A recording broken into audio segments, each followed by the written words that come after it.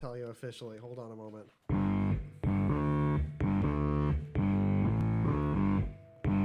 That's right. I made it. We made it. It's Greasy Conversation. Welcome, folks that stuck around for Petra. Just before us is awesome. Check them out if you missed them this time. Tune in early next time. We want to get you guys on healthy habits today. And that healthy habit would be to listen to Radio Vegas Rocks all throughout the day leading up to our new slot on Sunday. We're nestled in on this day so that you can have like a magical all live day. And so tune in early next time and stay late and stay kicking it. Radio Vegas Rocks action. Okay, so but here today, you know, it's time for that submarine of knowledge. That's right. Yeah, we're back. We're doing Greasy Conversation on a fresh slot for folks surprised by our new presence. Welcome. We've got hot takes in the news. We've got our buddy Josh here today that we met recently and dragged onto the show. Hi, how you doing? Let's toss you on. Let's see if we probably could be. I think I'm too quiet. I'm coming at you louder now. All right. All right. That's how we doing. All right. This is the perfect way to start off any show, any Sunday, anything you're doing, is with something like this. Man on a plane. He's flying from Hong Kong. From China, from Guangzhou, China to New York. All right. Halfway through the flight, they're still about 6 hours out from New York. Has a bloated stomach and is sweating profusely, kind of starting to complain. And luckily, there's a doctor on board, right, who figured out what was wrong. MacGyvered a syringe and stuff. Yeah, but which didn't work. The dude's, No, I guess, jokes. urinary tract was blocked, so he couldn't take a piss to get rid of the urine, so it was just filling up in his bladder. So the doctor has to stick a straw and make some incisions and stick a straw into his bladder basically and suck the urine out Whoa. with his mouth, right? Yeah. And eventually and I'm sure it's probably similar to siphoning gasoline, once you get it going. It just starts going. Yeah, and so and he's like, "Give me a cup," and it ended up filling. It was 1.5 pints total of urine that he Into a extracted. wine bottle. Yeah, into a wine bottle. Hopefully the doctor had steady hands. Yeah. I know, right? Man, just there's a nice video of it, him just yeah. We're not playing the video. No one wants to see him suck urine out of a dude's stomach. No. All Here's a right. It's still actually on photo my search for you. history at home. Yeah, right. Oh no, I love it. Every time someone has to suck urine out of someone else's bladder, I'm With my coffee in the morning. yeah. That's oh man. See, it could have been worse. If he had to go down the urethra, that would have been. Oh God, yeah. At least he knew where to cut too. Right. Any day we're starting off with the word urethra. We've got a great show already. Right. All right. That's So fire pick from Ange Kerfoot, our correspondent that picked most of the news in this episode. So you know who to blame. I'm But loving yeah. it so far. I mean, that's Excellent. a great news story to start off with. Well yeah. done. We usually I feel start more off. educated now.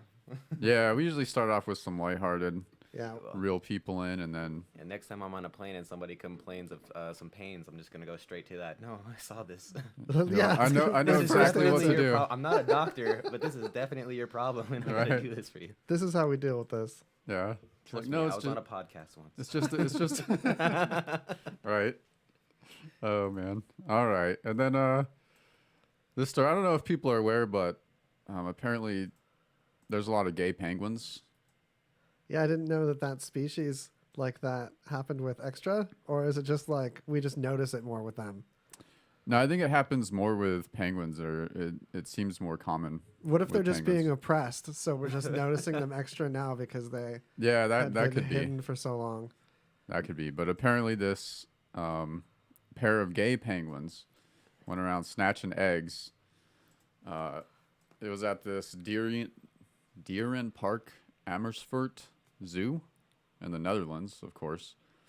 But this pair of gay penguins are swiping eggs from heterosexual penguin couples and then trying to hatch their eggs, which I'm sure they could do. It's not You know. I feel like they That's a wouldn't lot. feel forced to do this if they had a social system in place where these penguins could adopt.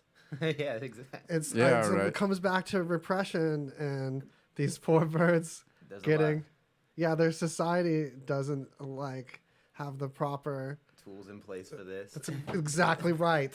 Yeah, see, there's a lot of gray area for such a black and white bird, though. Damn, nice. All right. And then I don't know, have you? Because I know you're always in this. If something's like a staged kind of social media. Is this about the penguin? Do I think the penguin is staged? No. Okay, because no, I think this is a real issue. Yeah, in oh no, penguin it's society. a very real issue. If we could let them vote, if we could just, that's the issue Well, too. we're jumping the gun. If they could just be allowed to drive. Oh, now they got to drive now. If penguins, this fact that there's no cars for penguins until we up and expect them to build their own cars, I think this is a problem with a lot of animals in society, is that we're expecting them to eventually come to our level and build their own vehicles for them when we should be building vehicles for the animals because we're already on that vehicle tip. We should be like the rats with cars. Have you seen the car driving rats? Oh yeah, those are pretty great. Well, what? They probably drive better than some Las Vegas people. For sure. Oh yeah. Sorry to because we No did doubt. talk about this a previous episode, but we've got some new people here because of the new time slot, and this makes my point so strong that there's these scientists that made these little cars for rats, and see how the rats are driving around, and the rats that had their other. I'm gonna butcher the actual purpose of this because the takeaway was that these rats were like happier being able to drive. Like they bonded with their vehicles and stuff. But these were the ones that had like a good like home life. They had nature and Yeah, it was toys probably and like stuff. recreation. Yeah. Yeah, so the rats that didn't have like nature and toys and friends, they didn't take to the driving as much. They were like grumpy city And people. they're miserable. Yeah. That's yeah. Don't want any What more would- crazy rats on the road. Look at this good driving. It's just really. Hey, if you're willing to pop up in another window and YouTube, greasy conversation, spelled like you'd expect, all one word, then you can pop in and take a look at this with us. Also, is one way, and also RadioVegas.rocks has a YouTube that you can pop a like, ring the bell. Anyway, so driving rats. Do you think like animal cars would look like things like we think are related to the animal? Like if we made cars for birds, like would they be bird houses or bird cages, or would it? Or would it that'd a be totally- demeaning. If Tesla made them, it could be all over the place. If you see the new cars that they're coming out with. Yeah, see, Tesla Oh, could do yeah. it right. I feel like after a generation of bird cars that look like, oh, look, it wants to play something in the Tesla Cybertruck. So I'm glad you brought that up because it's on the news thing today for us anyway. But before I lose my point, Greg, the birdhouse thing, I feel like if we made cars for birds that look like birdhouses, a generation later they would say, birdhouses were never a bird thing. These cars should look like nests. This is our real bird culture. Oh yeah, You good should- point. Not this westernized, like imposed on us birdhouse view Yeah, of yeah, birds. That was never what birds are. So then we should jump past that and be sensitive and make nest cars for them. It's like adaptation. We evolve. We overcome. Yeah, and we have to We're employ not going birds backwards. as part of the putting the nest together. We can't just do it with our clumsy human hands alone. It has to have some bird fine carriage work to it. And then we put like engine in it. And then you also got to think about like the penguins and stuff. They're technically birds, but they don't have the same kind of nest. There's multiple. Yeah. Yeah. There's a difference there. We got to They're- put them out of ice or something. That's right. Me just saying birds, like there's That's a general term. That's so general. That's Yeah. offensive. Yeah. There's a lot of birds out there. there's a we lot got- of primates. They don't all vote, but there's Right. smart birds and then really dumb ones. Yeah, it's true. I mean, what about like monkey cars where you have like banana mobiles, or would that be like too terrible? And I would. There would was get a crucified banana for that. mobile like recently brought up. I'm sure there's a Um, banana car. There's a new banana car that's making the rounds around town. Two Clueless Dudes, shout out to them. Also on RadioVegas.rocks, twocluelessdudes.com. That's another rad podcast. And I was on it and we talked about this banana car too, coincidentally. This is like the aisle of references right now, the beginning of this. So you had an animal thing to segue to next before the Tesla truck. Did I? I was just I don't making think sure so. before I pulled it over to Tesla Truck Time. No, jump to Tesla's stunning design. All right. Have you seen this banana car? This is my first time. It's exciting, and so you guys can look up this banana car. There's not much else to say about it, but this Tesla truck, on the other hand, boy howdy. So if you haven't seen this, it looks like The throw. there's no roof. There's just front and back and triangle. This, how much do you think they staged the glass breaking part? So for those that you don't know, they demonstrated the roof glass because the vehicle is wedge shaped. It comes to a point, so it looks kind of like a birdhouse from the side of it. Or like a Halo helmet. Yeah, the They're going hood. for something. It's that cab forward design. Oh, and here's something else that a lot of people aren't talking about. There's a ATV, there's a quad that they just drive up into the back of it, and the wing on the back of the quad makes it look like it has a spoiler. Like the truck looks way cooler when there's a quad in the back of it. But the front is the light's just a bar. It comes to like an edge in the front, and the hood and the windshield are all in alignment. Like the windshield is also the first part of the roof, and then the back glass that goes into the slope of the bed is like the rest of your roof. The roof and the edge of the bed are at the same height. It just slopes down. The whole thing looks like it's leaning forward. It looks like a Lamborghini, a lot more than a truck, but it has the pointy edges that make it have truck strength kind of feeling. Very psychological design. I think it has a lot to do with aerodynamics too. You because think? I think so. I mean, like if it looks very sleek. I mean, I doubt water would even stay on that thing. Like, when it rains, it just there's not gonna be any water spots on it. It looks sleek, yeah, but I wouldn't say the aerodynamics seems like it takes a second to like that feeling of like design making you think it looks fast, True. like perceived aerodynamics. Mm-hmm. Like the Lamborghini Countach supposedly wasn't very aerodynamic, but it hella looked like this. Cab forward, tiny hood in the front window, line up, like one continuous piece practically. Do you like the way it looks? I love it. Really? I think it goes 0 to ugly instantly. Yeah, a lot of people don't like it. I think it's don't. really polarizing. What do you think? Do you think there's anything redeeming about it that maybe in another generation it might grow on you? Or do you think it's a hard fail? I think I love Tesla's work, and Elon Musk is like superhero, not super villain to me. Yeah, I totally agree with you on that. I just think that this is like normally things have like transitions and they start slowly introducing things, and they skipped like 15 steps. They just went for it. So it'll probably be the future design of a lot of cars and stuff, because if you think about like how they built this, it requires less parts because the longer of a piece, then factories make them quicker. They don't have to have as many little tools and stuff. That's a really good point that I didn't think of. So this is going to probably save people money in the long run, and especially if they're doing energy efficient. They're just trying to get an economic car out there. I think that this will be a good thing in the future, but I don't think people were really ready for that big of a leap.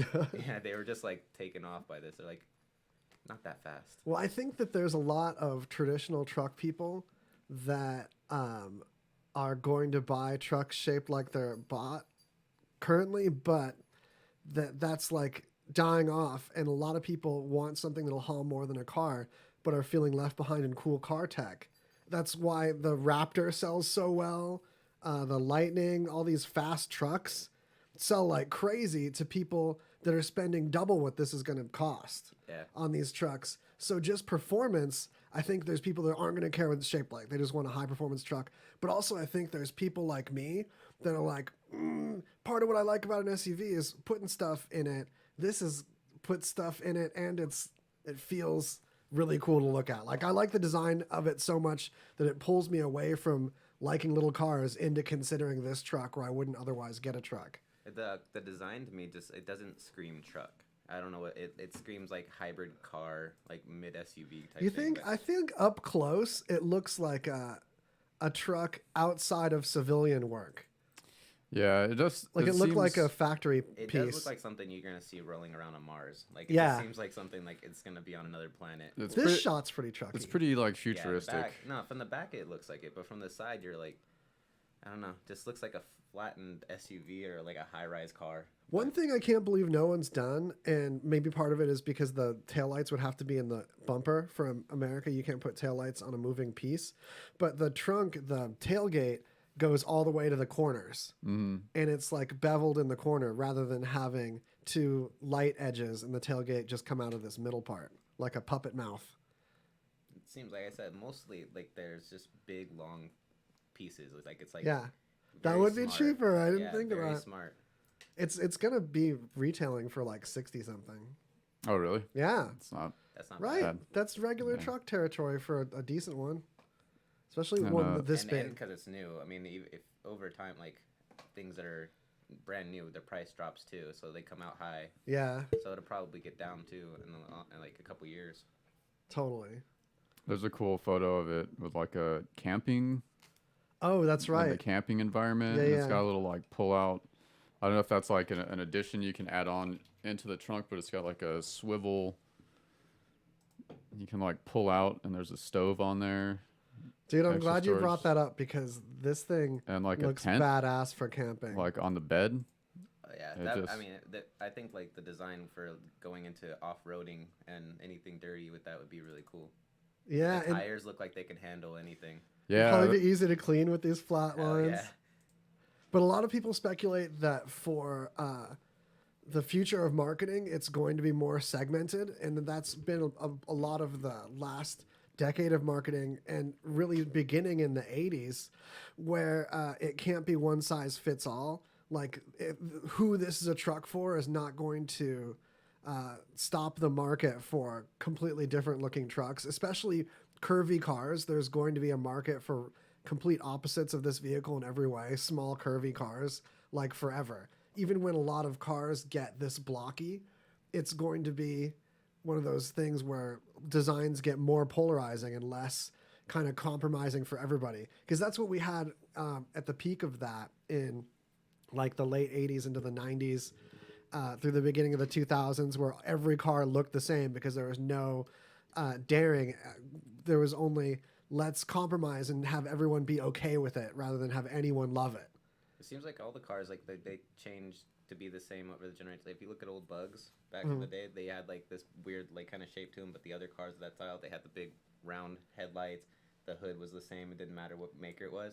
And then it's just like they all transitioned to the same design, almost like unilaterally, like simultaneously. Yeah. And I don't know if it's on purpose or if it's just like the whole, goldfish thing where like one goldfish in this pond starts doing something, the other goldfish in another pond just start doing it magically too. I think it's a ton of that, but finally we're starting to see, and partly is there's enough people and enough human beings that can afford to buy a car, that the economy of scale finally makes it worthwhile to have cars that some people love while sacrificing the people that won't buy it because they hate it, rather than these designs that everyone is like just okay with. Even hating it though, that's good publicity. Right? I mean, everybody's talking about it. And if Yeah. everyone's talking about it, that's just free publicity. And And that's like- happened in a lot of markets where that worked out like that. And it Right. like reinforces the people who love it, because usually something polarizing, I mean, it's usually like half and half. So if people are like, "Oh, this design is ugly," then the people who love it are gonna be like, "Oh no, you just don't get it," Right? and they're Totally. just gonna love it. It reminds me Forever. of the Simpsons episode where Homer designs some Yeah. car and Oh, everyone- yeah, it yeah, rolls dude. out and everyone's making fun of him. I like that idea. Right? I'd drive it. Hell yeah. What's this Like thing a on the back Tesla. right here? Is that like an extended? So that's the camping thing we were talking about. And the top of the tent extends from that slope of the front windshield. Yeah, and there's like a little shelf you can see where you can just like sleep in there, so you Right. can put your pads, whatever. Probably I don't know if there's room for an air mattress, but Elon Musk should have launched this car into space instead of the other one. right. Yeah, I wouldn't Yeah, have if the aliens paint find melt this off. one, they're like, "Oh, okay, these guys know how to design Yeah, they're cars." like, all right, yeah, this is ready for our planet. All right, we'd like to order some. I think Howard Stern's a good example of that concept of not for everybody. And that's part of why Who He Was For was so loyal. Yeah, Or yeah. Family Guy. There's tons of examples in media where like, South Park. yeah, who the people that liked it so much that it didn't matter that it wasn't for everybody. The Yeah. cult things. And like to finally have appreciation with cult media, to see that come to like design and cool stuff where we can really like express our personalities with our objects without having to buy crazy expensive customized things. There's just more options out there. Like when computers first came in different colors other than beige. The dark ages of computers. I would love to see that in neighborhoods because neighborhoods are like that too. Where Well, it's out just here- beige boxes. Yeah, out here in Vegas, like they just make it the same everywhere. You're flying over it, and it all looks like blanketed. Yeah, it's So like a on the mold. East Coast, you see a lot of individual houses, and some like close to the beaches too. You see that. Oh too. yeah. Yeah. But like this is just. Well, we have cheap living for a reason, you know. Mhm. Mass production of the same style is easy to reproduce, so that makes it for cheaper. But yeah, if you People wanna don't stick around. Yeah, that's like, I hate this place. It's desert sickness. Everything looks the same. But Yeah, and that makes it worse. Traditionally, desert cultures got extra colorful and weird because of that mundaneness. like Burning Man. That is an example, but also I was thinking like Native Americans that with like colorful stones and stuff went extra colorful in the desert areas. Yeah, we just kind of just like have this. No matter where you look, everything is this. You can be on one side of town and you feel like you're home because it's all like Yeah, exact just same design. the beige stucco. I walked into one of somebody else's house on the other side of town. They had the same exact floor plan as the house that I grew up in. They're like, the bathroom is I know.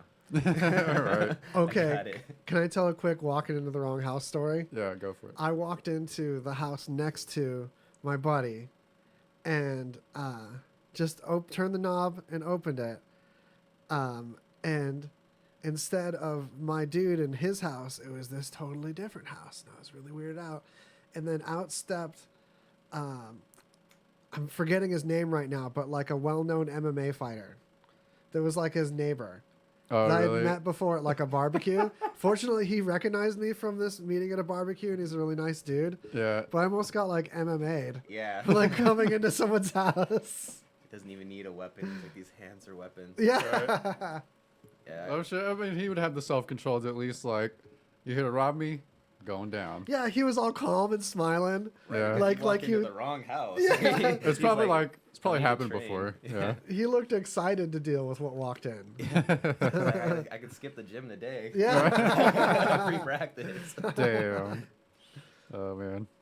All right. This is a feel good story. We need more heroes like this. The Robin Hood of McNuggets. Yeah, you guys. Nugget Hood. This is great. Yeah. This is a feel good story for the So this ages. guy, Cody Bondarchuk, is being hailed as a hero after it is revealed that for about the last 2 years, he's been adding in one extra nugget into almost every 10-piece nugget that is ordered. And this is in Edmonton, Canada. So That's right. We should be cheering. he's definitely the Robin Hood of nugs. Yeah. Nug Hood. There's no way to say that quicker. I know, yeah. It's the Robin Hood of nugs with a Z, N-U-G-Z. But someone made an attempt to tally the overall value of an extra nugget for every 10 piece, and it could be upwards of 40 G's. So that's a 40 good thing grand. for other countries, but in America, with our obesity problem, that's kind of like counter. Right. But in America, we need somebody that's like taking one nugget out every there for everybody. They're helping. dude. Damn. That is such a hilarious point. Yeah. Right. We have that huge obesity problem out here, so like they would actually be caring about you even though they're cheating you. And Right. I'm sure McDonald's would love that person too if he could manage. Yeah. Like, this person can't count. Just take one. Damn. And it turns out apparently some of his coworkers were doing this as well. So there are a lot of nuggets robbed from that McDonald's So wait, franchise. how much money do you think McDonald's lost from these extra nuggets again? Someone on Twitter made an attempt to guesstimate, and it could be upwards of 40 grand Wow. total over 20 years. Okay, so Or 2 years, Wow. sorry, 2 years, not 20 years. that's That'd be like crazy ridiculous. that it can be that much in just 2 years. But on the other hand, that's not so bad compared to what McDonald's spends on an advertising campaign for that kind of goodwill. If Yeah, people yeah. loved that McDonald's, that franchise owner probably got more attraction at his McDonald's than like the one down the street True. due to this. And that could easily be more than 40 grand more. I mean, some of these places will give away a car. That's in that 40 Yeah, grand pocket. right. Yeah, and for it's that. like it should be common practice in restaurants. Like when someone goes to a place, like hook them up with free shit the first couple times, and then they're gonna just be like psychologically like the conditioned drug to dealer love mentality. you. Oh, for sure. Yeah, Give them a little free one. They'll come back. They'll be addicted. that's right. First one's on the house. Yeah, first one's on us. Oh, you folks have to see this. You ever tried crack? You're gonna love it. Trust me. Yeah. Here you go. This Yeah. hero.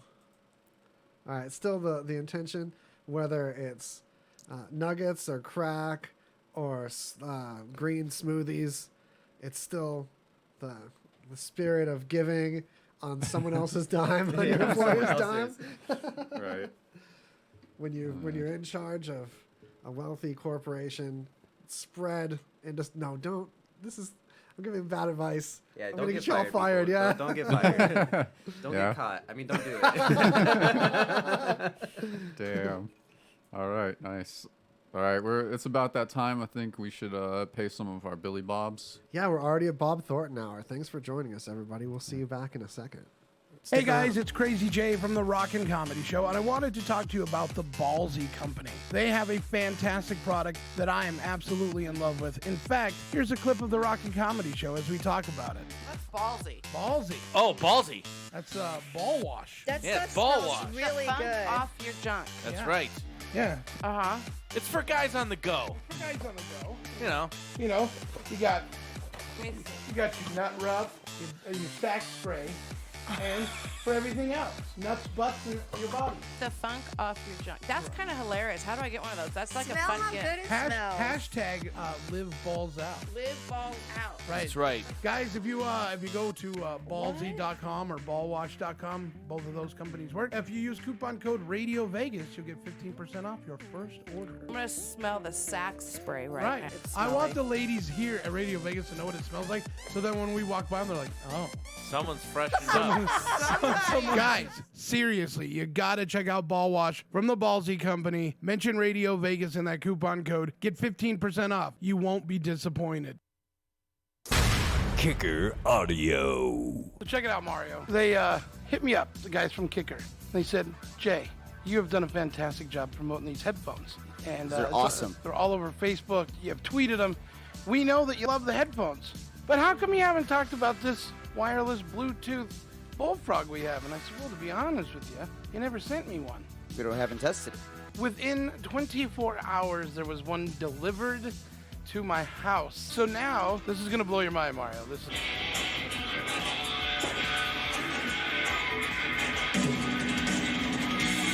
You're impressed. No dead space, speakers on both sides. Isn't that awesome? Very impressed. It's Kicker Audio, everybody. You gotta go there. Check them out online. Kicker Audio. Living loud.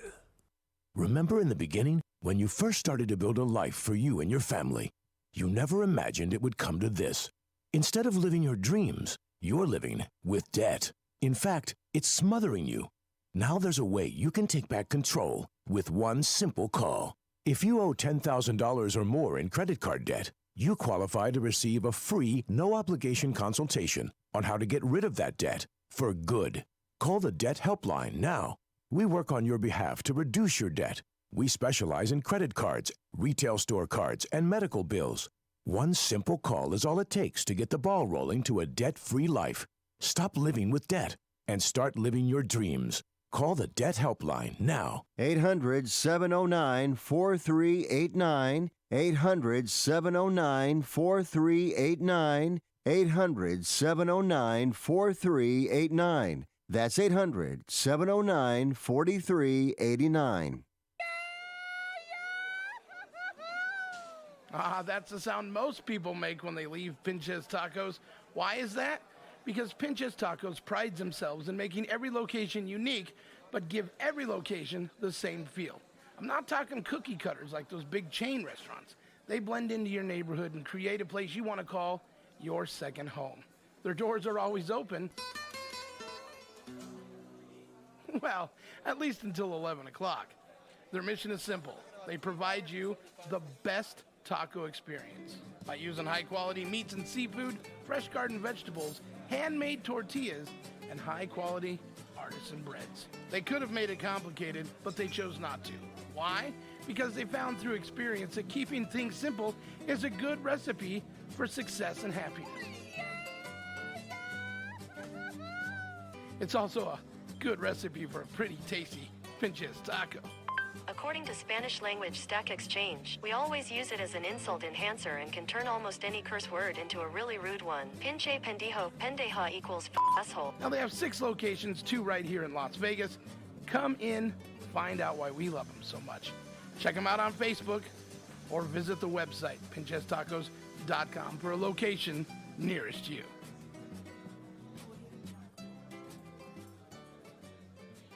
Hey everybody, it's Crazy Jay, and I want to tell you about ZipFizz. I know what you're thinking. Jay, you've been telling us about ZipFizz. Well, I have the brand new flavor right next to me, and I haven't tried it yet, so let's open it and give this a try. Get my bottle of water, shake that up. Now this is a brand new flavor, Mango Peach. I have not tried it. I'm looking forward to it. They have a wide variety of flavors. If you didn't know, they've got grape, fruit punch, orange cream, orange soda, iced tea, all fantastic. But let's give Mango Peach a try. Oh man, that is absolutely amazing. I'm a fan of all their flavors, but nothing like this. Oh man, that is absolutely delicious. Mango Peach, ZipFizz, get it today. Visit zipfizz.com, tell them Radio Vegas, tell them Crazy Jay sent you, and get your Mango Peach today. ZipFizz energy, no sudden crash, 10 calorie, low carb, vitamin B, the healthy energy mix. ZipFizz. And we're back.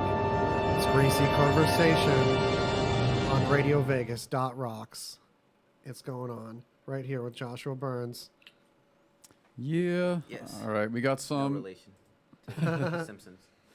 We got some. It seems like anytime there's someone in the public eye, and then there's an old photo of a similar looking person in the past, then automatically you're a time traveler. Yeah, these That's are the great most though. logical. Yeah, like, totally. That's like you jump to that instantly. I love As these. No Greta Thunberg, who's been getting more publicity, she's talking out about climate change, rather young. So they found this old photo of Greta? some girl. I mean, they do look really similar, but it's Oh, yeah, I've seen that picture before. it doesn't mean she's a time traveler. Come on, man. But we can't rule that out. What if it's like time traveling through genes?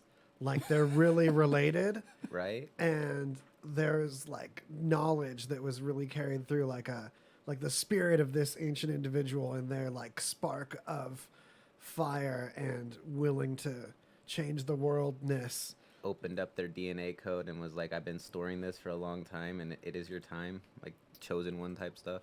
Yeah. Yeah. So like she just unlocked it, and also their faces look the same. What if that's a thing, like someone travels back in time, but it's not precise, right? So they bring back with them like technology to clone themselves so they can persist through the next generation until they get to the right time they're supposed to be at. Yeah. So you're saying she was sent from the future. Yeah. But she ended up too early in time. Yeah. But she was sent with technology to be able to pop back up later, all cloned up. Yeah. And hidden in the DNA code. Yeah. And I agree with this. This makes the most sense for why these two. That's just even better. Go back to the primordial ooze, and then you just throw your DNA in there, and you know that this world's yours now. Yeah. It'll keep popping up. You're Sooner gonna see or later, her. someone's gonna 120 look like that. Every 120 years, she's gonna come back, like changing the world in her image.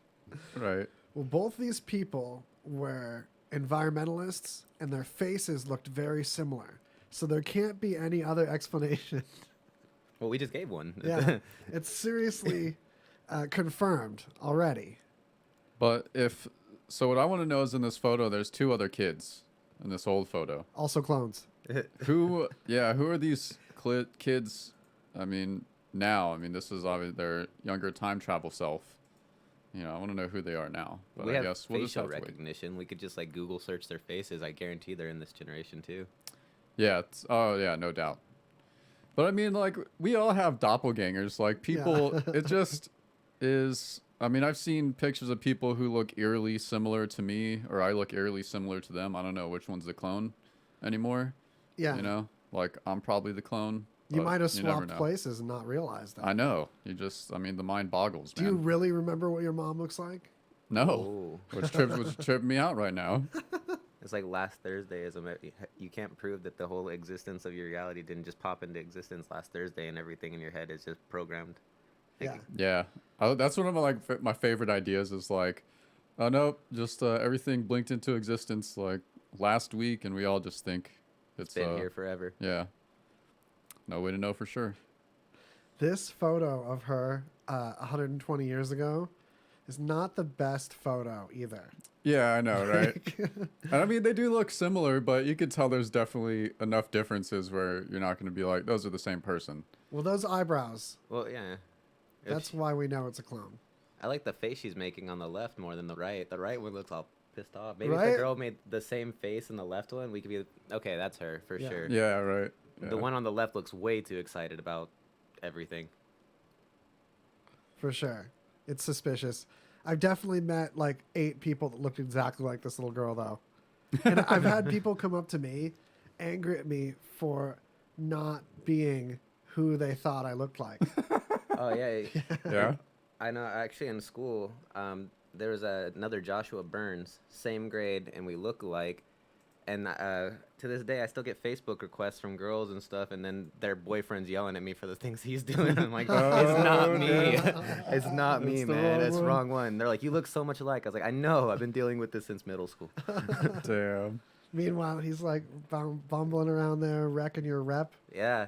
He sent this girl some chocolates on Valentine's Day, and then I'm getting like the guy about to come beat me up, and he's even checking out my Facebook profile and still thinks I'm the guy. Oh, Damn. man. So which That's one's rough. the clone there? I know, right? It's both the like- clone. It's the original one who's causing all the havoc. It's identity theft. Yeah. The clone's been updated, and he's a more perfect human. So Damn. Man, there's got to be like a field in your credit report for this kind of activity. Right, yeah, clone. This is messed up. Right, Doppelganger. identity used by clone. Yeah. the government has a program for this. Right, probably. If they can't stop all the fraud calls coming in, what hope is there for anything? The government's behind the Right? fraud calls. The government wants to get on your phone and hear everything that's going on all the time. Yeah, they could just do that and not make it ring. Right, but they don't actually Spy have you. away. They don't actually have you talking and stuff. They want voice recognition. They want to hear what you sound like pissed off. Yeah. So, Right. when you blow up on them on the phone, then they're like, record that. If he ever does anything crazy, we can use this in court. It's good data. Yeah. It's Oh, good man. data. Get it. You getting this? You rolling? Damn. All right. This is just hilarious. This giant, it's a 22-foot statue of baby Jesus that looks like Phil Collins. Yeah. Back in the day, dude. It's got like the same hair. Oh my You goodness. had me a giant baby. Giant baby Check Jesus. this out. So great. Just, I mean, and that's it. But the way they did the hair, it does look like a young Phil Collins. Oh, I'm sorry. I got to scroll this stuff down. We've got. Oh my god. Hold on. Let me make sure you guys can all see. Greasy Conversation on YouTube if you want to see too. Wow. It's just so Phil Collins. Like, more than Phil Collins looks like Phil Collins. That looks like a South Park like reminiscence of it. It's like how they're trying to make it look cartoony. Yeah. I don't know why there's an Elliott Smith video playing at the same time. But yeah.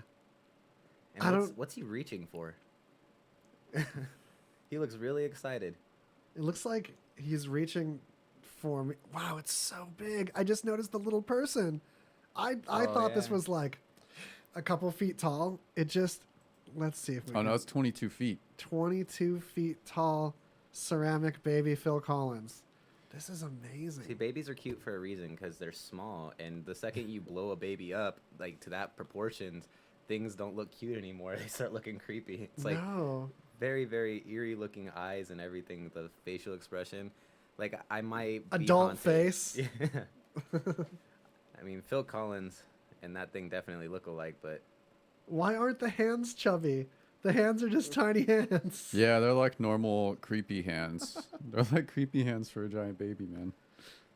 Oh, you guys have to look at this. The nose is so like British. There's no one where Jesus supposedly lived that looked like this racially.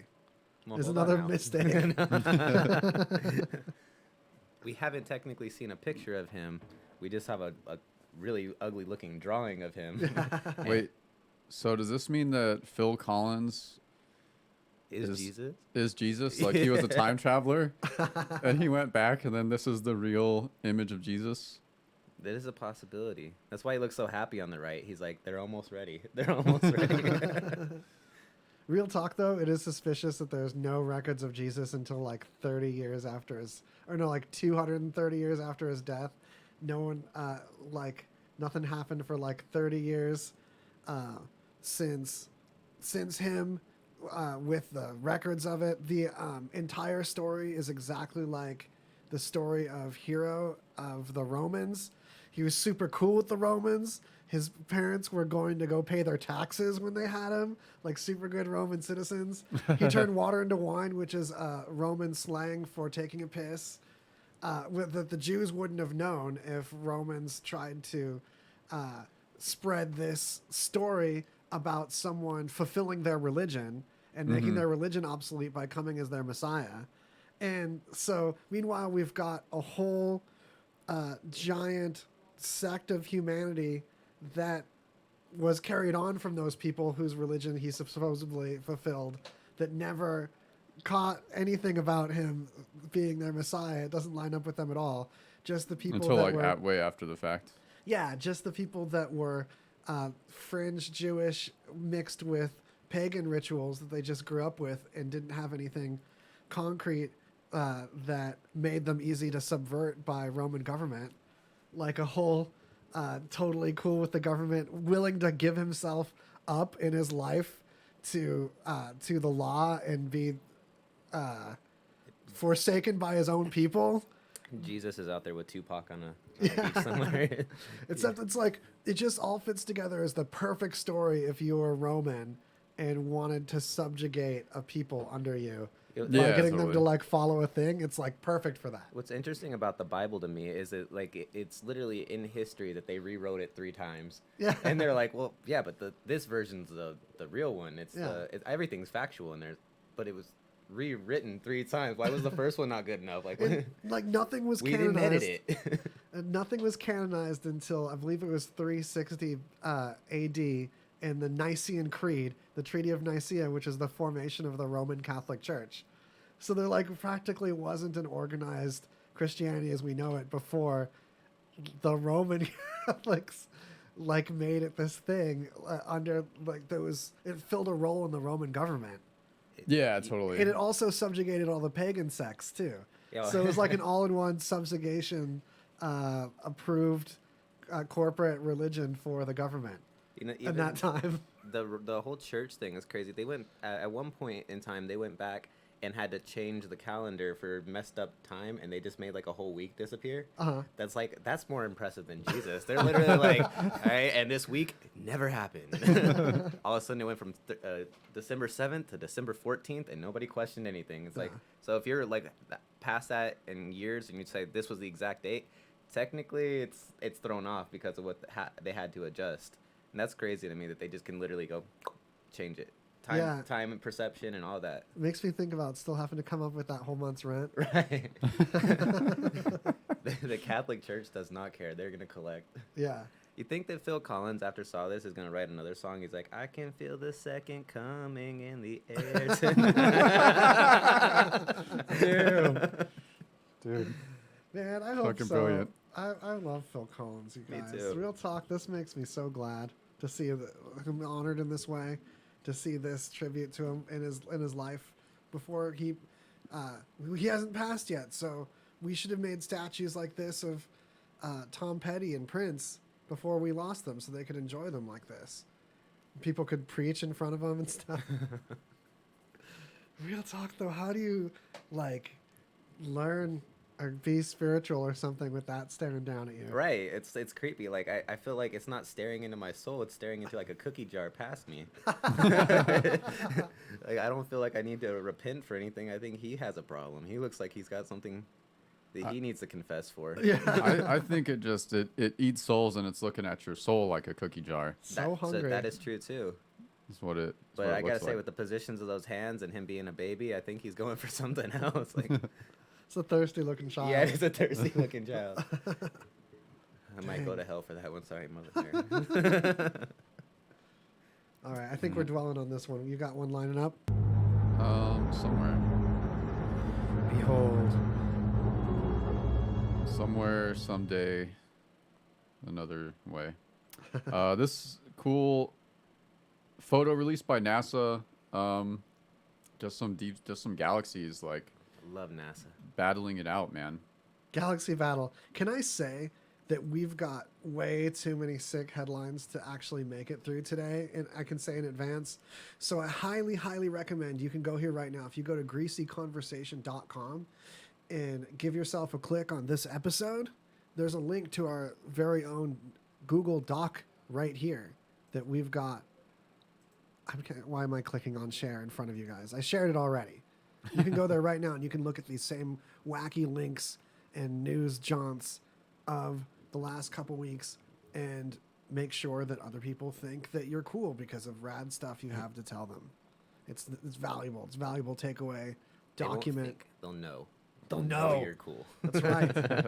When it comes to quality documents, it's a document for the ages every week for you. Pick it up. I feel like you get to feel like a weird sleuthy spy and that you're seeing our actual shared Google Doc too. It's not like posted on some blog. You're in our documents. The ones we actually scenes. Yeah. You You're got like a VIP backstage pass. That's right. Right. In our file cabinets, you're thumbing through our Watergate stuff. And don't judge my search history. So this galaxy battle thing, basically, what? This Two- is Andromeda. It's two. We got UGC 1810 is battling with ARP 273, about 300 million light years away in the Andromeda constellation. So this happens like. Good. I don't Did you know. read that, or did you just recognize it? Oh no, as this Andromeda? isn't the Andromeda one. So Oh, okay. our galaxy, the Milky Way, and the Andromeda are on a collision course. Oh, okay. And I don't know if you might have noted this about me, but I'm a super big nerd when it comes to space, NASA. I watch documentaries about space and everything all the time. So Oh, yeah. this Perfect. kind of stuff got me a little excited when we said galaxy battle. I was like, I know exactly what's happening here. Yeah, we love that kind of stuff too on this Yeah. show. So that was a thing. Yeah, and then ours is gonna. I mean, what is it, like 5 billion years or something, or is it longer than that? I think for us it's gonna be it's in the billions. I think it's like 2 billion or 2.4 billion years. We're gonna end up starting the collision, but the collisions Yeah. are gonna last for a long time. Yeah. Like once they start touching just the outer rims of them, to when they actually collide and then fly past each other and then keep colliding back and forth and finally settling, is a process that's gonna take like who knows how long. Yeah, multiple billions of years. Yeah. Yeah, it's always crazy, but I mean, shit happens, man. The black But, holes like, in the center are crazy. You wouldn't even like. I mean, we could. I wonder if you'd be able to tell. Like, at what point would you be able to tell that, or you'd be able to feel effects on a planet that the galaxy that this planet was in was like colliding with another galaxy? They say that you can't tell unless you're close to the center of the black hole, where the main gravitational attractions are going to concentrate. So on Gotcha, the yeah, outer yeah. rims of it, you're just going to be a planet that just sees the Andromeda getting closer and closer and brightening up the sky.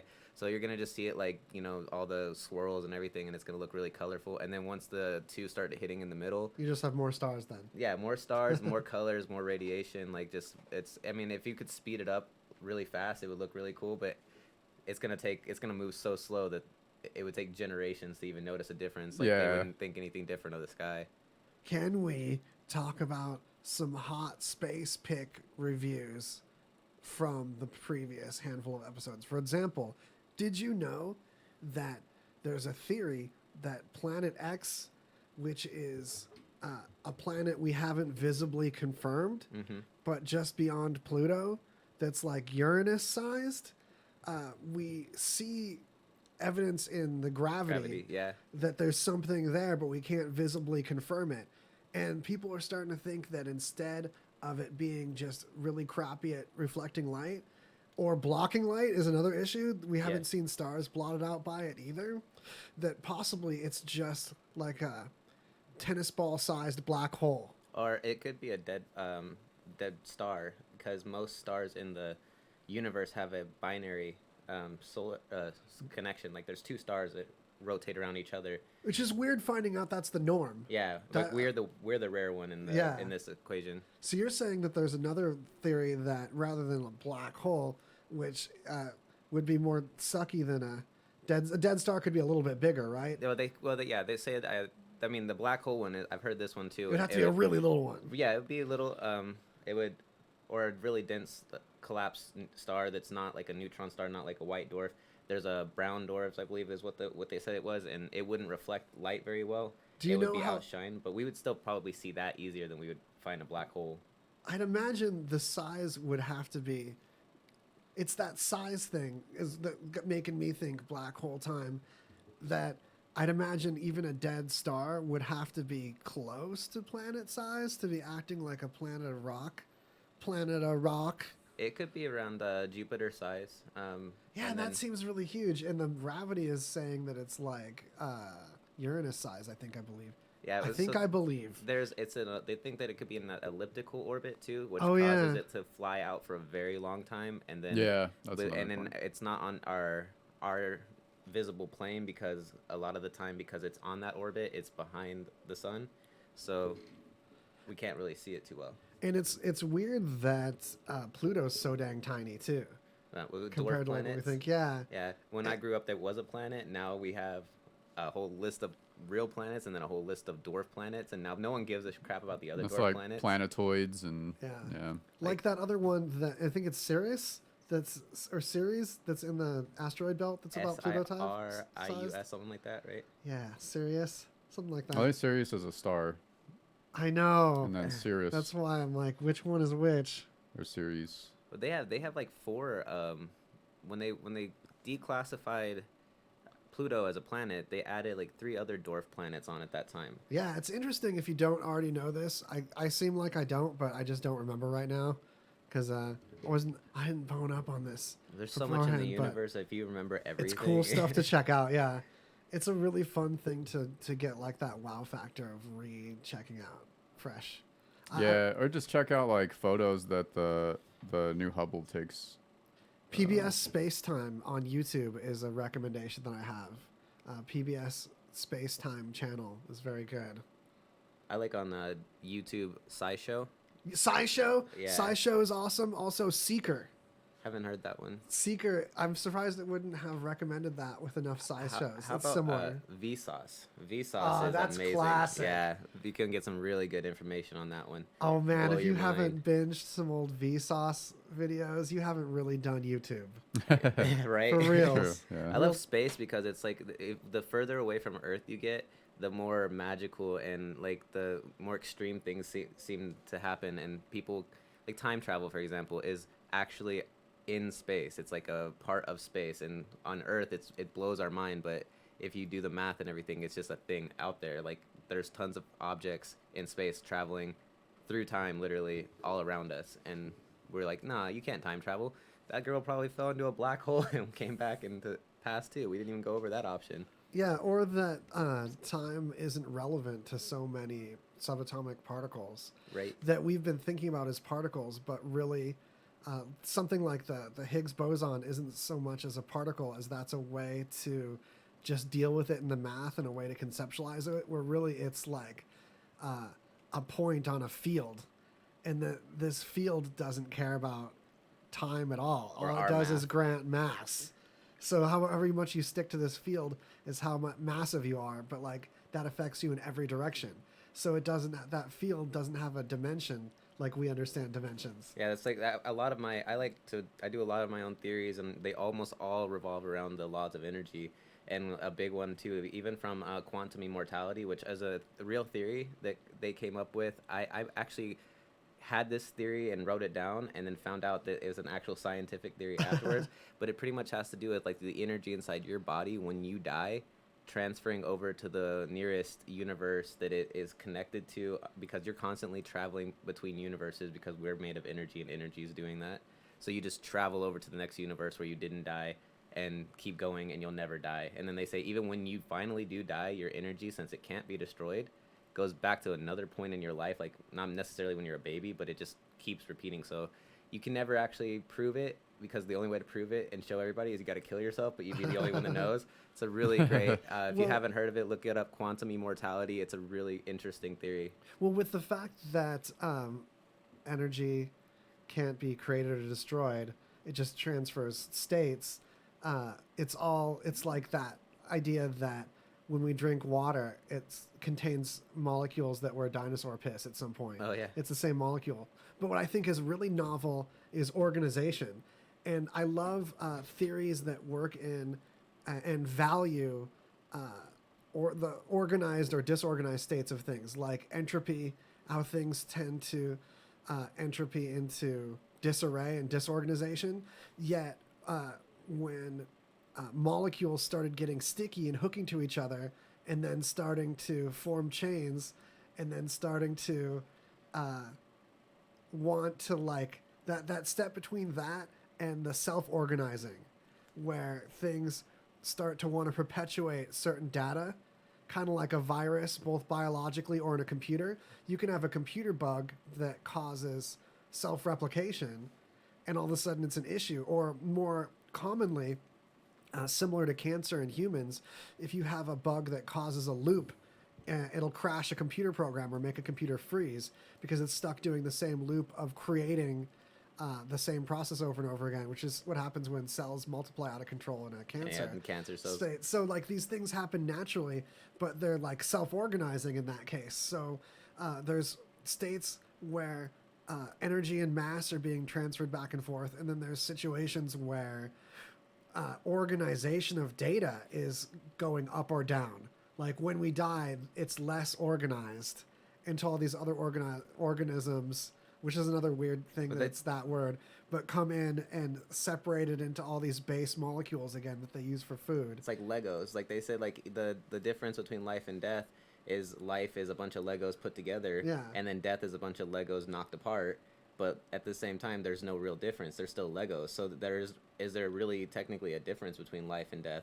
It's all just kind of the same building blocks. And is the life how other people perceive our physical body doing things and these physical records left behind in these objects? Or is the life the pattern of electricity in our brains?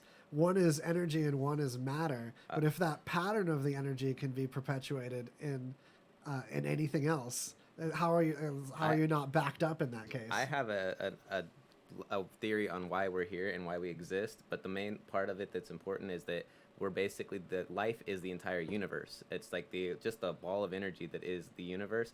We're all connected to it, and we're like a kidney inside the universe. So there's no difference between us being alive right here and the empty space in the universe. It's all alive. So it's a really your definition on what living and what being alive really means. But if you think about the energy in the universe is all connected as one giant wave of water, it's like saying, well, is this one cup of water alive and this one cup's not? How many things are alive without consciousness? So that's also like a weak word to use for when I'm really talking about like they say like sentience. Sentience, yeah. And if sentience exists in this pattern of data, if that pattern of data can be in a different physical holder than a lump of brain time, will that pattern of data be equally sentient? Is a weird question.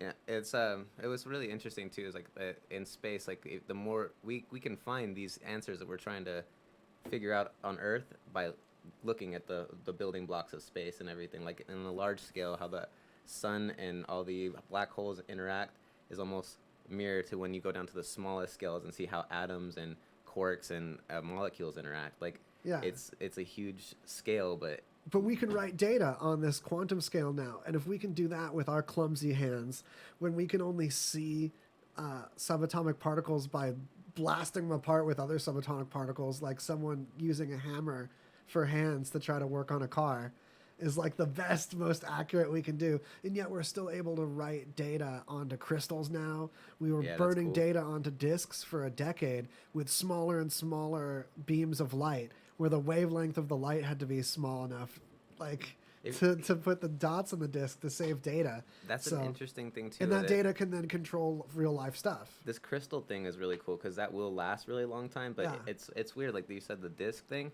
Even though that was an advanced technology, it was not going to last as long as... There's more things that could go wrong with that than like a book. Like, you know, so we had this primitive technology for years, and we think, oh, we updated, we got this really cool disc, but it's like, yeah, but if the sun hits that wrong, or if it gets like, you know, the littlest scratch on it, then your information's screwed. But a book is like, this book's 2,000 years old. Yeah. It's crazy how sometimes like the technology gets better, but it's actually longevity gets shorter. So did you see that spooky Microsoft video that was super trending on YouTube, where the dude's in a blue glass box? Holla, folks, if you've seen this. Oh, I love that Ange said more stars are suns than we give them credit for. That's right. So yeah, that's our hella correspondent there. A lot of this news came from her, including this article. So got a shout out to the team.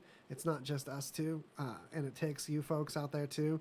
Holla, tell your friends. This is a good opportunity to remind you that the more we grow this, the more we can be full of valuable takeaway nuggets together as a community, greasy style.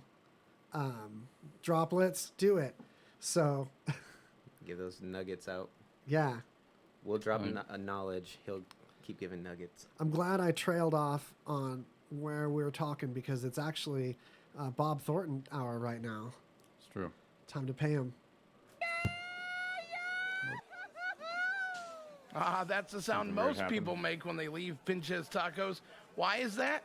Because Pinches Tacos prides themselves in making every location unique, but give every location Pinches Tacos, the same feel. I love them, but we did that the previous ad break. I'm not going to make you go through that again, but I am going to remind you personally that if you get that blood orange margarita and mention RadioVegas.rocks to their face, then you can get a free Gringo Loco taco. And it's worth me mentioning this personally to you, because it's a big deal. It's a good taco. What is Jesse Ray's Barbecue? Well, it's a tiny, unassuming place with a modest menu of platters, sandwiches, and house-made sauces. Located at 5611 South Valley View. By the smell alone, you're going to know you're in the right place.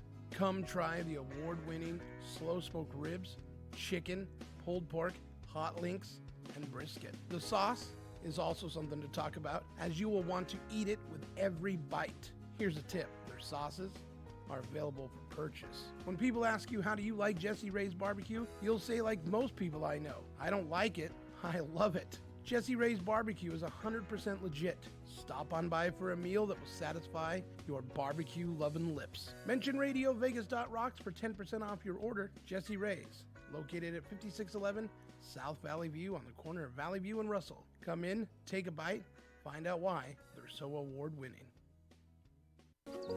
Is your butt a crudely built birdhouse? No. Then why are you sanding it with toilet paper? Dude wipes have aloe vera to protect your sensitive side.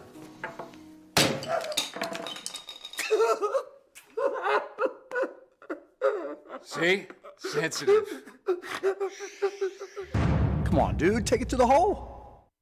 Hey, Bobby, I feel like going out tonight, but I don't feel like going to the Strip. Any ideas? I say we head over to the Golden Tiki over on Spring Mountain Road. I've never been. What's so great about it? Dude, they got some great, crazy drinks up there, man. And it's right in the heart of all the foot massage parlors, so if we can walk there, you know, we get a foot massage on the way back. Or in case we strike out, right? Man, you're not going to strike out. Dude, I get laid when I walk into the Golden Tiki. Really? I'm in.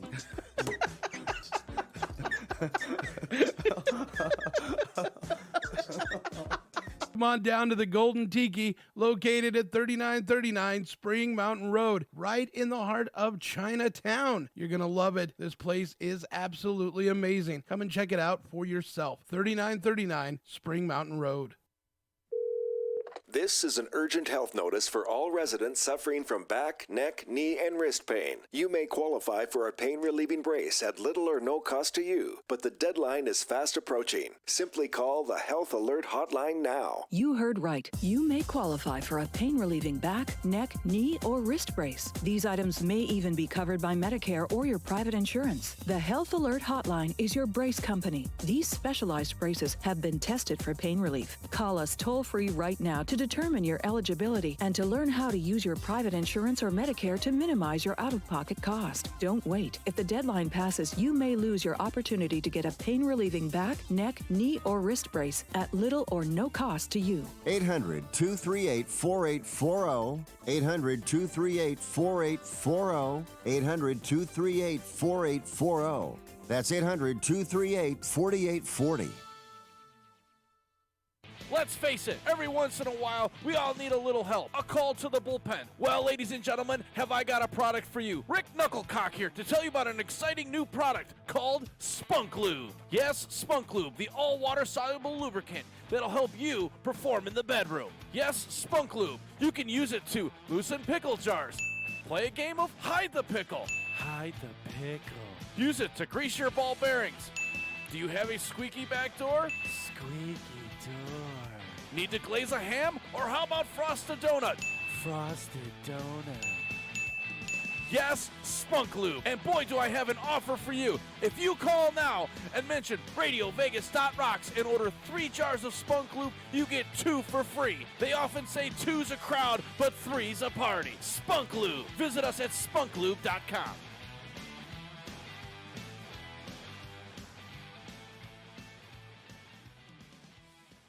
Let's talk about that a little bit more. So during the break, you're talking about, by the way, this is Greasy Conversation, the talk show on Radio Vegas. .rocks.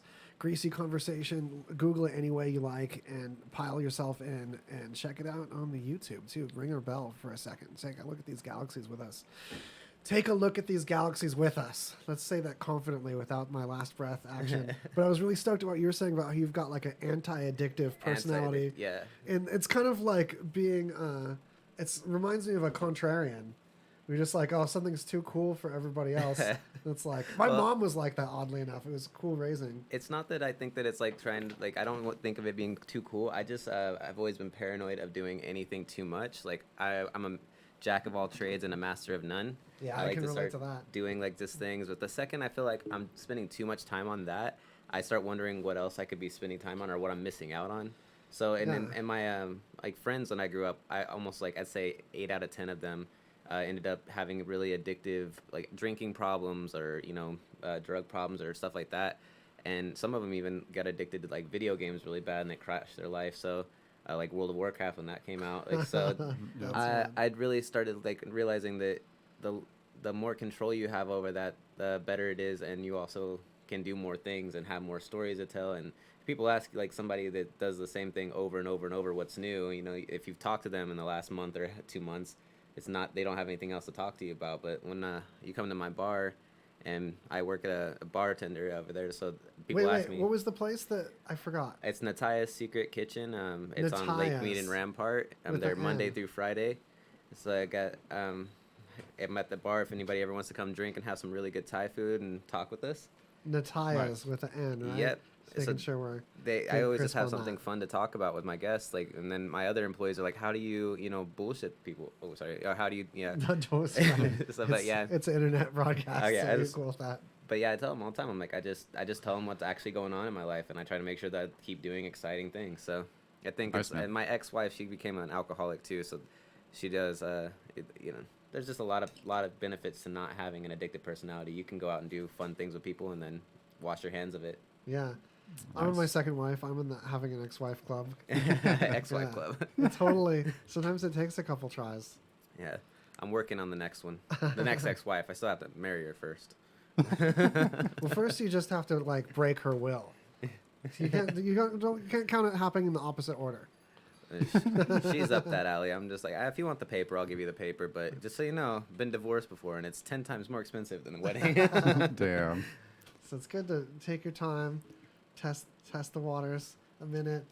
But I mean, if you spend I feel like that best friend rule is it.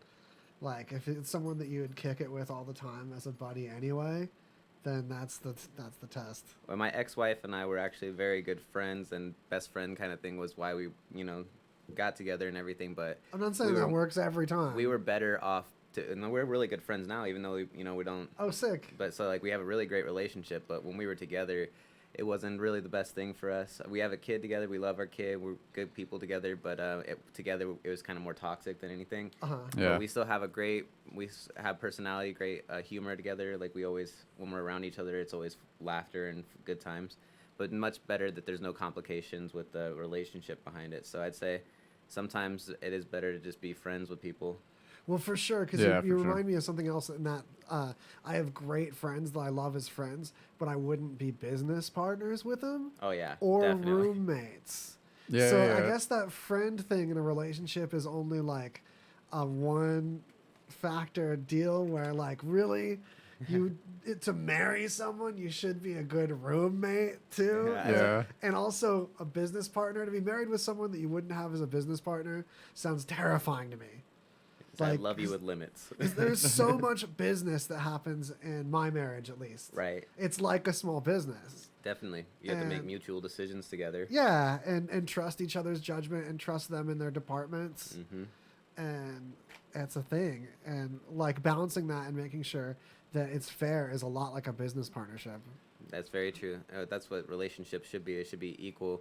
Otherwise, like you got the people that are, the breadwinners, and it is a business still, but you got a manager and you have an employee. That might work for some people in a certain way, but it feels awkward to me. Yeah, well, it's still a business. It's still a working business, but you have an employee who feels that they're taken advantage of, and you have a manager who thinks he has all the power, and then a relationship that usually doesn't go so well. Yeah, there's what is that? Imbalance. Yeah. Yeah, or you can have like best friends until you lend someone like $500 or something, Right, and then all of a sudden like, and there's that rule that people say they're like never lend your friends an amount of money that you wouldn't be okay with just giving them. Like if you have a friend and they're like, I need to borrow this amount of money, and like if they didn't, whatever you believe about their ability to pay it back or their intention. I mean, they could fully intend to pay it back and shit happens, whatever. But if you're like, lending them that money and not getting it back would like ruin the friendship, don't lend them the money. Yeah, it's like same thing with like gambling. I have the same rule. I won't ever go to the casino to gamble money that I'm not okay with losing. Yeah, totally. That's the thing. That's it's a friendship gamble. I'm gonna give you this money. It's a gamble. I might get it back. Yeah, but if you're okay with that, like if they pay you back, like great, or they pay you back part of it, like fantastic. But you can lend it with them with the intent to like they're gonna pay it back, and if they don't, you can still be if you can still be friends with them, then like I always like that. Sometimes my friends in the past have been pretty clever with how they pay you stuff back. Like they pay back like, oh yeah, well I bought you dinner for this. It's like I buy you dinner all the time. So how come because now you owe me money, you buy me dinner? Every transaction now is like goes toward the payment. Yeah. It's like, all right, well I'm not making any transactions with you for the rest until years. It's paid back. Yeah.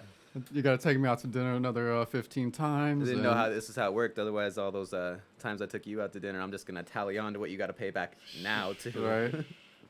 Man, where are these friends at that take friends to dinner? I just do it Dutch. I know. I have to say, Crazy Jay is the one friend that like I swap meals with a lot. Yeah. And I would also say that he's more generous than me on the feedings. I'm a generous friend, so if you guys want to eat, Just light 'em up. I love karma. I do nice things for people because it comes back to you.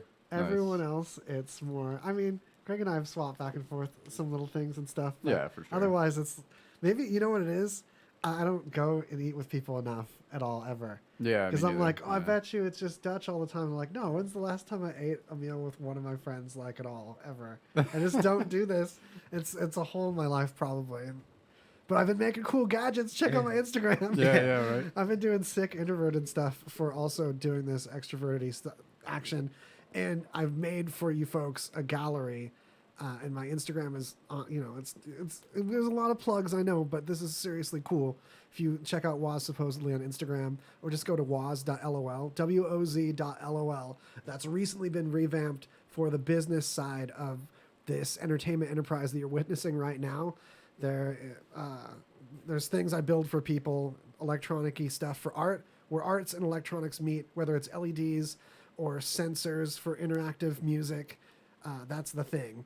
And I guess I was just going to plug that. And then I was going to segue it to some other thing, but that's how that Let's goes. jump on. We got some. I got some. We're running out of time. Funny news stories. I know. So much good news. So this, I just found this. It's just pretty funny. It happened in Florida, and it's just this video of apparently this dude's dog hopped in the car, I guess while it was like parked and still running. Florida. And then the dog, and then the dog hit the, somehow put the car into reverse, and because it was parked on a cul-de-sac, so the car just was like driving around in reverse with a dog in it for like an hour. For nearly an hour. This is so great. Yeah. This is why I own a cat. Right? You know what I mean? Like, yeah, man. dogs be hijacking cars and shit. Cats just try to kill you on the stairs, which Yeah. I can or deal with anywhere. that. Yeah. I love that this starts with a vehicle commercial. Oh yeah. Oh, of course. Brought yeah. to you by. Oh man. The car that won't get stolen by a dog. When Dell and Intel's ad are teaming up to get in front of the ad that's playing at the front of your video, you don't have a real You know you're in trouble. media experience going on. This is the look at other media outlets ads show, you guys. Get ready. It's going to be brought to you by Ford, which stands for 4R Reckless Dogs. All right. Fox 5, local Las Vegas, bringing it with the heat. Maybe it's living in Las Vegas, but I know there's a lot of stigma for and against Fox News, and we're not aligning either direction on that, except when our local Fox reporters bring the weird stuff so good. Yeah, well, I think local Fox channels generally, that's like the major Fox outlet that people usually have issues with. I'm just saying, this happened all out in Florida, and it was news I needed to see. I needed to see this car drive backwards with the dog. Again, driving better than most Las Vegas people. Right? That's why it's news. They're like, man, someone get this dog a license. So wait, how did the accelerator get stuck down? I'm not sure. It might just be like whatever the... Because the dog looks like he's like in the back seat. Yeah. Oh, I get what you're saying, because it could coast. Yeah, it's just cruising. Because, you know, like if you happen to drive but your foot's off the gas, you're still going to go like whatever point, however miles per hour, whatever it is. Crawling. Yeah. Yeah, so it's just crawling. This is where we should have had the rats driving thing. Yeah, I know. I just remembered. I remembered that I threw this on there. Thank goodness, yesterday. because we're having a theme of animals driving. Right, This it just episode fits from the beginning. perfectly into it. I feel like I'm having a good episode in spite of my little diatribes there. Only about you are. Check out my shit. No, I'm just kidding. I'm loving it. Yeah. Okay, great.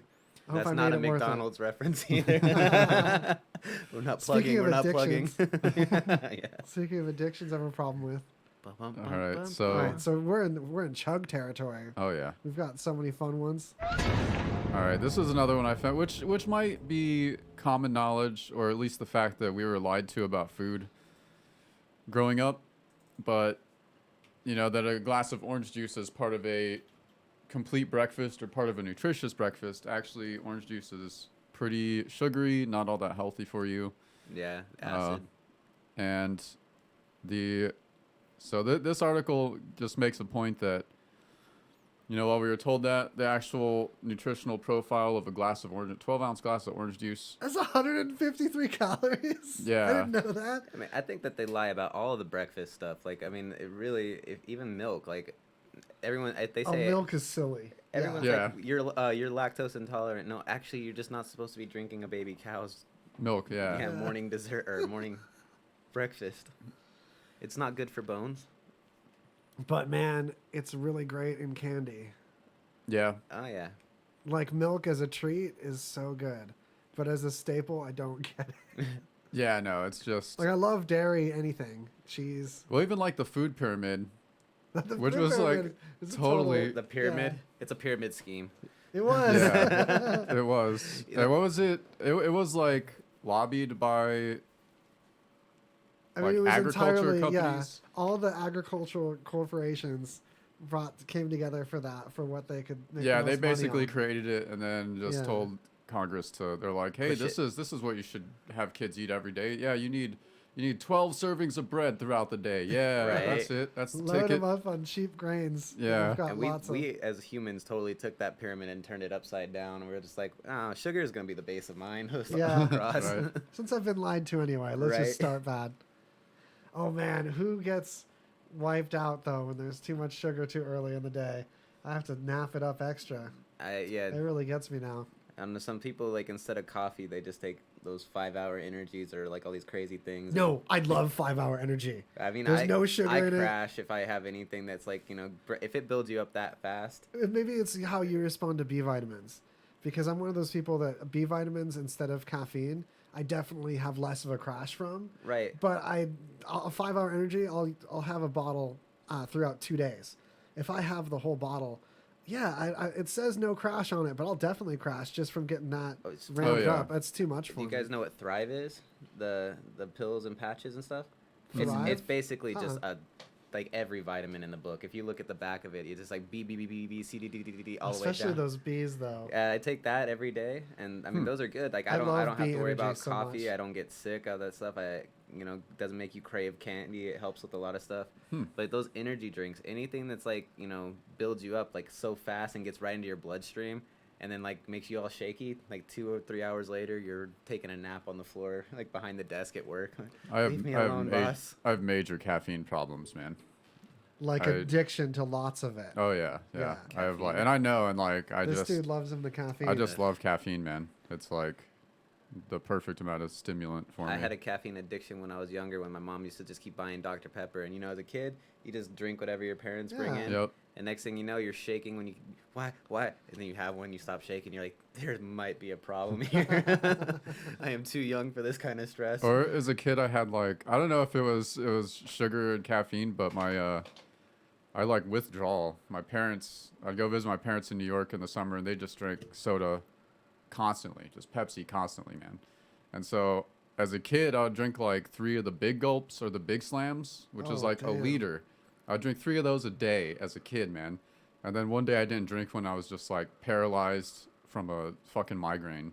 Yeah. Which I'd never experienced before. It was just like caffeine, actually one of the main ingredients in like Tylenol or something that helps you with headaches is caffeine. Oh, yeah. So like when you're dependent on it and then you're out of it, all of a sudden everything sucks. I want to say it's Excedrin or one of those uses caffeine for migraines for sure. Yeah, medicine, like a lot of these things that we drink an abundance were originally made in small doses for medicine, like gin and tonic and stuff like that. Like, Well, you take something that works great to cure a thing, and it gives you that thing if you don't have the thing. right? And like the flus. B vitamins, though, I tell you, for me, 5-hour energy, little nips. Just have a little bottle in my pocket, just take little nips throughout the day. Just span the bottle out over 2 days. That's my way. It's just microdosing vitamin B, basically. You're doing it over 2 days. It's 2.5-hour energy, or Yeah, it's, you don't want to use all 5 hours right away. Right away, yeah. I just take little precious time. 15-minute, half-hour nips off of that 5 hours in there. I get like 10 doses. That seems like a superpower. The math checks out. Also, Zip Fizz. It's not just the sponsor, and there's actually a legal obligation that I have to mention that they're a sponsor before I plug them. But I love them anyway. Zip Fizz. I toss that in a drink. I have this thing called a kablaminoid, where you That take Diet sounds Coke horrible. and put Zip Fizz in it, and you don't do it a lot. That Because honestly it's really sounds like something significant. you do in the bathroom, a kablaminoid. Yeah, it makes you do something in the bathroom if you're Yeah, not I ready. bet. It really starts the day off. This is where you came up with the idea, the name. Oh yeah. So you have a kablaminoid. That's something you want to nip on too. That's something you want to carry around. If you can like have a beverage with you as you go about, that's one for that. You don't just chug a kablaminoid. You'll cough like you won't have enough liquid for all the suspended particles that rushing into you and snapping you up your. You got to create a commercial for this and pretty much lead with how you just said it. Kablaminoid. Yeah. Take in small Nice. doses. You'll die if you don't. Don't have it a lot. Like it's like the commercial at the very end where they do like all the medicine, like they make it sound great, and then like at the very end they have that fast talk. They speed up like 3x. Yeah. It's like, oh, you may die. Do not Yeah. take it pregnant. It hardens the uvula. Oh god. Oh man. For her pleasure. Now, That's your throat dangle ball. That thing getting crusty, stiffening that up. I'd rather not. Yeah. Like a porous stone. I'm gonna look at that I'm gonna look at that in the mirror. All right. What did I just had it? Just had where I was going. Where was I going? That dramatic war theme over like, what was that? Where is that? Pretty sure the last thing I heard was uvula. Oh yeah, this dude. All right. It's a funny combination. This dude, our good buddy Ted Pelkey from Westford, Vermont. Look him up. He paid $4,000 to get a giant statue of a hand flipping the middle finger so he could give his whole town the middle finger. Apparently there's just some issues. He wants to like build a garage and they're not letting him build a garage. Honestly, that's like the only thing I've heard about Vermont in my entire life. So it's probably something that has to do with that too. Right. Like this place is just so shitty that we don't talk about it. So yeah. It just deserves a middle finger. Sorry if there's anybody out there from Vermont listening in. We love you. But right. Well, it's only from his town. Maybe the people in his town are shitty. But yeah, it's just that's nice. Like he just gets so fed up. He just was like, "Fuck everyone." There's two little lamps below the giant middle finger statue shining up at it. Yeah. It's up on a high pole, and it's aimed at Vermont, at this neighborhood. Yeah, his town of Westford. I would love to be... Is that even like illegal though? Like, is that something like that's a freedom of expression still, right? It is not illegal. It's not. Not at all. And even by the town statutes, they have signs, laws against signage. But since it's a statue and not any kind of sign, it's right along. So if he puts any words on that, then he's screwed. Correct. $4,000 this cost him. I would love to be the artist that got this gig. Right? It probably all went to materials. I mean, that metal pole and like the framework for that and the lighting, you have to get power to it. $4,000 seems like kind of a good deal.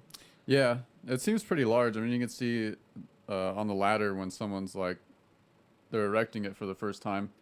I mean, it looks to be probably like 6 feet tall almost. So. We're judging the economic value of this. Yeah, I mean, it's a good deal. It's a good investment. You think that he modeled his own hand? He's like, you better believe it to be just my hand. Exact everything, same colors, same knuckle size, everything. Yeah, well, if you're going to spend $4,000 on a giant statue of giving your town the middle finger, it better be after your own goddamn hand. You got to let them know it's from you. Some like pro-right activist is going to get up there and just put the second finger up and make it a giant peace sign. This is my neighborhood. This hand, correct me if I'm wrong, but I'm almost sure that this is Phil Collins' hand. Oh my God. Yeah. Yeah, it probably is. All statues this year must resemble Phil Collins. Yeah. That's written in the universe. Right. All right, should we do our last little Billy Bob? Yeah, around Bill Preston Esquires. Quick little Preston Esquire payment. Stick around. We'll be right back. Hey, listen up, guys. I'm here to tell you about Ball Wash. That's right. Ball Wash wants you to stay clean, smell great, and be fresh. Let's face it gets a little funky down there. Nobody likes it. So Ball Wash, it's all about quality grooming products for men that work hard, play harder, and care what they put on their body. Ball Wash, Sack Spray, and Nut Rub are the ultimate trio to keep your package in perfect condition. I gotta tell you, I was skeptical at first, but I tried the Ball Wash, for your nuts, butt, and body with activated charcoal, and it is a feeling like no other. But it's cool because they've also got the sack spray. That's right. They don't disguise what it is. It's definitely for the sack, and it's awesome because it neutralizes odor and irritation. We know it's a little hot and gummy down there. It's disgusting, right? We're disgusting. And they've also got the Nut Rub. You gotta love the Nut Rub. Ballwash.com is where you're gonna want to go. You're gonna want to enter the coupon code Radio Vegas. You're gonna get 15% off. Gotta check them out, guys. It is totally worth it. Get Ball Wash today. Go to ballwash.com. Coupon code. Remember it. Radio Vegas, and you're gonna get 15% off. Do you want to pay more for a new car or new home or less? Yeah! Do you want to pay higher interest rates on your credit cards or even to refinance student loan debt or less? Yes! The secret to paying less on everything is a better credit score. Is your credit score less than 700? Do you even know? Well, now at the same time, you can learn exactly what your credit score is and learn how to make it better. And when you call our special credit repair hotline, you'll speak to an expert that will tell you simple steps to start improving your credit score. And the call and consultation are F-R-E-E. That's free. I'm telling you, the secret to paying less is a better credit score, and you can fix it right now. So please make this free call and change your life. 877-857-1658. 877-857-1658. That's 877-857-1658. Hey, Radio Vegas Rocks listeners. It's your favorite troublemaker, Sober Sal from the Not Playing Stupid podcast. I'm headed to Summer Meltdown this weekend to partay. And do you think this degenerate has time to sober up or take a shower to that 4-day music festival? No, ain't gonna happen. The cool thing's I don't need to. I got Dude Wipes. Dude Wipes aren't your typical ass wipes. Dude Wipes are made from plant-based fibers and are actually certified as flushable. Not only are Dude Wipes alcohol fragrance-free, they're also lined with aloe and vitamin E to ensure your anus isn't so heinous. So go to dudeproducts.com and use checkout code SHARTWEEK and you'll receive additional 15% off your entire order. Someone has to take care of your ass. It might as well be you. Come on, dude, take it to the hole. The Rockin' Comedy Show with Crazy J. Our special guest here, the one and only, Bobby Sleep. You know, just listening to the opening, I just forgot how stupid the show was. I knew it was stupid, but I just forgot how stupid. We're here to remind you. Yeah, I know. I've been reminded. Thank you. The Rockin' Comedy Show. That's right. The Devil's Onion Ring. That's what I learned that from the Rockin' Comedy Show. That's a recent episode. If you go to rockincomedyshow.com, look up that episode and have a good time, especially if you like euphemisms for the butthole. Anyway, we're back. The submarine of knowledge is here. I've got to switch over the camera things. Yeah, so there's a new trend in Silicon Valley called dopamine fasting. Oh yeah, this is click on the link for this one because this is super misnamed. There's all this controversy going on about this hip trend of dopamine fasting and people taking it too far in Silicon Valley, where they're just abstaining from anything they get any kind of like rise out of, when really the creator of it, who acknowledges it doesn't have the best name, talks about more like you should spend like family time and be social and just avoid stress. It's more like meditation. Yeah, and like to, reducing your time on like social media and stuff like that is like compulsive You're just giving of, into compulsive behavior and habits. Yeah. So it's like, don't do things that are trigger your brain's reward system like constantly. It's more like habit fasting because other experts in this article have talked about how you can't expect your brain to just not release dopamine when you're pleased by something. It's like part of the pathway of the data even going through of you perceiving that that's even something that you could be pleased by. We'll be drones if we didn't have that effect. Yeah, you can't get up in front of that. Yeah. It's like you have to blindfold yourself. So you might as well enjoy what there is to enjoy and just avoid the compulsive behavior. And that was what the intention of this. But now that you've heard it here, you're going to see people bumping into versions of this that are taken way too far. Yeah, like there's people who are just like avoiding conversations with people. Yeah, it's just an excuse to be a hermit. That makes sense though, but like there's a really big thing on how people today are on their phones all the time, and every time they get a text message and every time they get like some notification, it drips dopamine. So we're also saying that when we give cell phones to kids, we're giving them drugs, and then they get addicted to that feeling. So but then when they have a conversation with the person in real life, they can't keep it going because the second it hits that dead zone, they feel like something's wrong because they're not getting their fix. So then they panic, and then they're like, okay, and then their fight or flight instinct kicks in, and then they're like, I just got to run away. I wish notifications gave me dopamine. They give me cortisol. I'm saying I did that stress hormone every time my phone tries to reach me for anything. I'm super avoidant about like messages and stuff, and I'm like, oh god, Yeah, I just want it to go away right away. Let's cortisol fast, everybody. Yeah, you guys be a good study for that. Like, if I could cortisol fast, like I'd be fucking doing it already. Shit, man, just like there's got to be like a cortisol vacuum. You can just like suck it out. Maybe. I'm always on silent. Sometimes I set my phone down and I do something in another room for 20 minutes. And it's weird to me that this can be controversial with some people. Yeah, then It's a lot of people are like, you don't care about my life. Like, what if something bad happened to me? I'm like, call 911. Don't call me. Right, yeah. Like, what am I gonna me do? first? Why, like, what if I got robbed? Still, yeah. I'm not going to be able to stop compulsively checking my phone at least every hour or two. That should be good enough. I'm not an ambulance driver. Right. You know, what not do you... Batman. You don't need to look. I don't want to live a life with responsibilities that require my attention sooner than every hour or two. Which sounds really like respectable in my eyes. eyes. That doesn't sound too crazy of an ask when you say it out loud like that, but that's not a situation most people live in. I understand kids are one thing. I'd want to be like quick access for kids if I had them, but since I don't, like, it's just this instant gratification world. Everybody, I don't think it's a good thing, because it's like if a plane crashes in China and we know about it instantly on our phone, when we feel like that just happened in our backyard. And it's not a good thing, because if you think about it, in the past, they used to have newspapers. It would they'd have to get printed, and then it would take a little bit to get to you. By the time you read it, you're like, oh, well, that happened like a couple days ago. It doesn't hit you like, oh my god.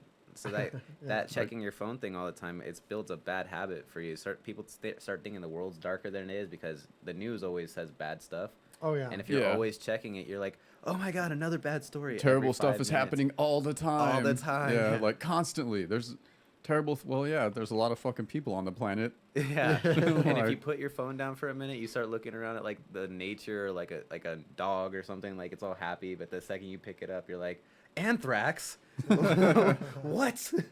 Get inside, kids. Like, or the real hack that I wish I could do more regularly, which is like, close that, put the moon on, and use that same device to like look at some nature and look at some happy stuff, and just not look at notifications for a minute. That sounds impossible. It sounds hilarious that I even suggest this. Oh, that should be an app.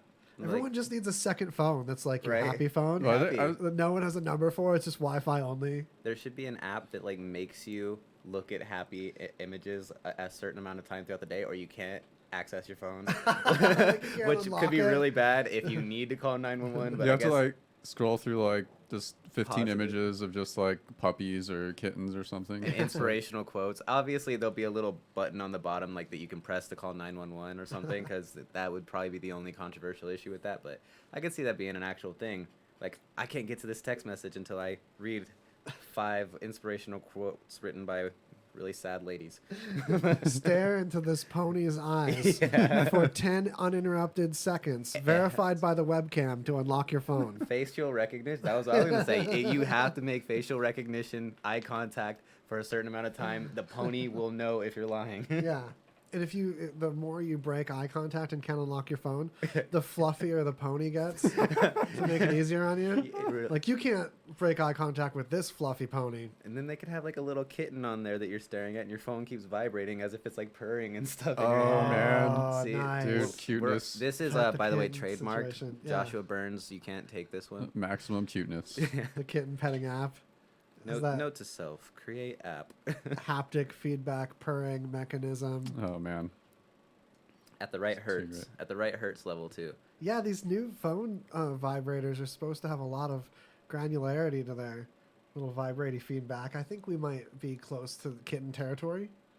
It should be looked into. I never can hear the word vibrator without pausing. No. Bad adult talk. Okay. No, we've talked enough about those before too, especially with all the stuff about Florida. All right, and let's see. We're at the tail end now, folks. It's time for News Chug. So this one, this sounds familiar. I think we may have covered this, but it's still interesting. Technology still advancing. These scientists are using E. coli bacteria to make psilocybin. Yeah, instead of just growing mushrooms.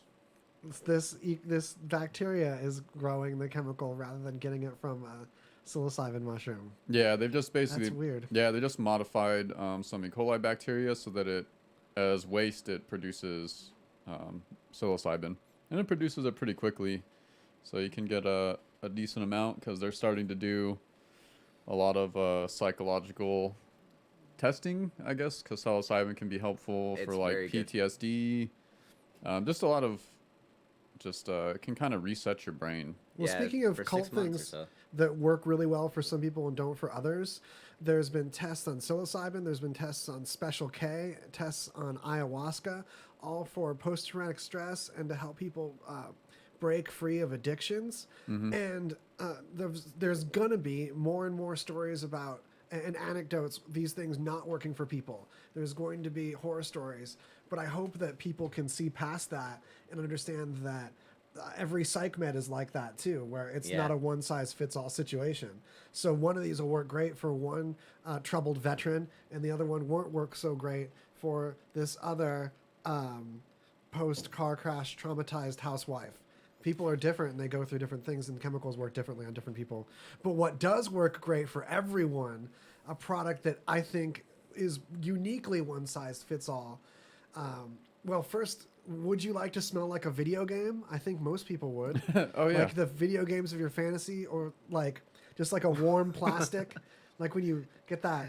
Oh my God. Just before you get that red ring of death, when there's like dust and Chinese factory scents just wafting into your living room.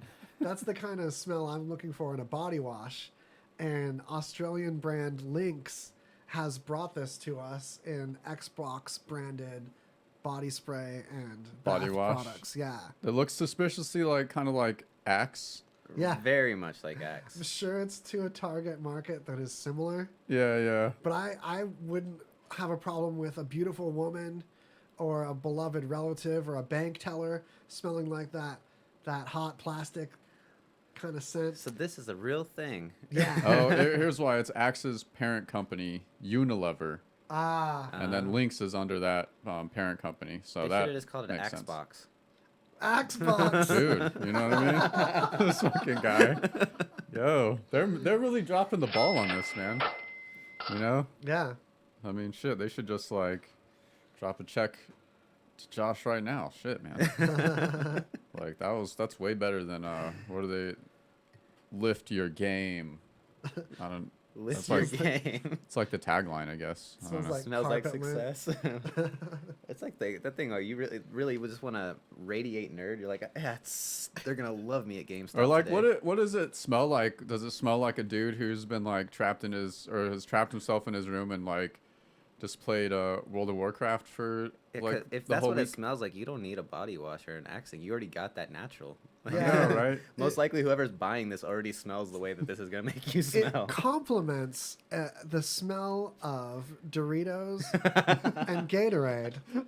It doesn't mask these smells. Mountain It Dew. forms a bouquet with Mountain Dew and cheese puffs. And they even got like the Baja, Baja. Baja Blast variation. That's what I was thinking. It's too. Baja adjacent. If they don't, then they're going out of business. It's It doesn't just make you smell like smells that you have. It forms a bouquet of associated smells that go along well with 7-Eleven products. And you get your extra trading car smells too, and they're like your Magic Gathering buddies will be like, man, he brought his A game today. Man, you smell like he's not playing around today. Oh man, you smell like frags. But yeah, back to the other thing though, you were saying like the testing of drugs. I wonder how many people are like actively trying to figure out where they could go be the tester of the new psilocybin stuff, and like they want to be that guinea pig. Yeah, I'm sure. I mean, I would be interested in it just to see, because it's still in a clinical setting. So even if you're getting dosed, like you're going to be in a room, you'll be comfortable, but there's going to be either a doctor or psychiatrist there with you, monitoring you and taking notes. So it's not like just like a druggy deal. Yeah. Imagine though, this is gonna be the funny part about this is like the drug dealers are gonna be like giving shrooms to people, and they're gonna be, is that normal stuff? Or is that E. coli? Yeah, you got the E. coli brood. This is the E. coli. It's the good stuff. Right. Oh man, Mikey in the chat saying, I want to smell like Covenant blood. Covenant blood. Oh yeah. Halo. Master Chief. Probably that thing probably makes you smell like the inside of Master Chief's armor. Oh, yeah. dude. Which just has the smell. Some awesome. girls love it. Some girls love it. Some Yeah. guys love it too. I don't like people smell. I like people to smell like plastic. Yeah. Like, I like my ladies to smell like just like that brand new dolls. Xbox. like an aisle of a grocery store.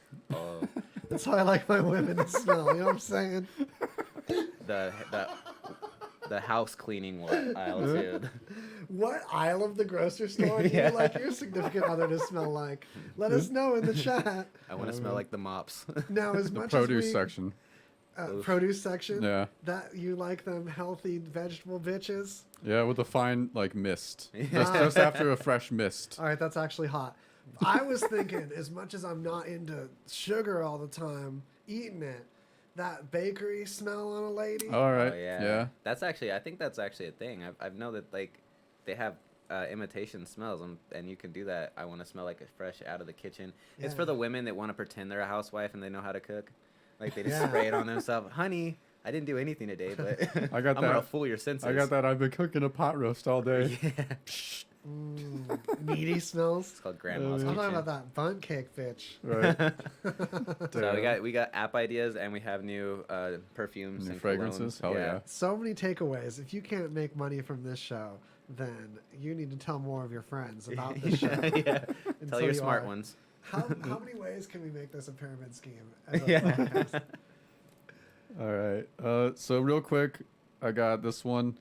Imagine that you're having a nice vacation and you go on a paraglider journey, and as soon as you land, you happen to land right next to a kangaroo, and the first thing that kangaroo does is just deck your ass. Beat the hell out of you. Yeah, just as soon as you land, you just see a kangaroo fist coming right at you. So kangaroos punch. I've heard about Yeah. kangaroo boxing. They're fighters. Yeah, Imagine they're what that ferocious, kangaroo man. must have thought. Like it's like almost like you see an alien or something just land in front of you. It freaks you out too. Yeah. Yeah. Like all of a sudden this human just comes down out of the sky and he's like, whoa, whoa. Is it this little fella, or is it just the angle that makes this fella look little? Yeah, I think he's still like landing. He's not all the way on the ground. Yeah, I mean, Okay. kangaroos aren't like super. Dang, the claws though. Yeah, those things are scary, man. Yeah. I've seen them hurt dogs on the internet and stuff. Yeah, I wouldn't fuck with a kangaroo, man.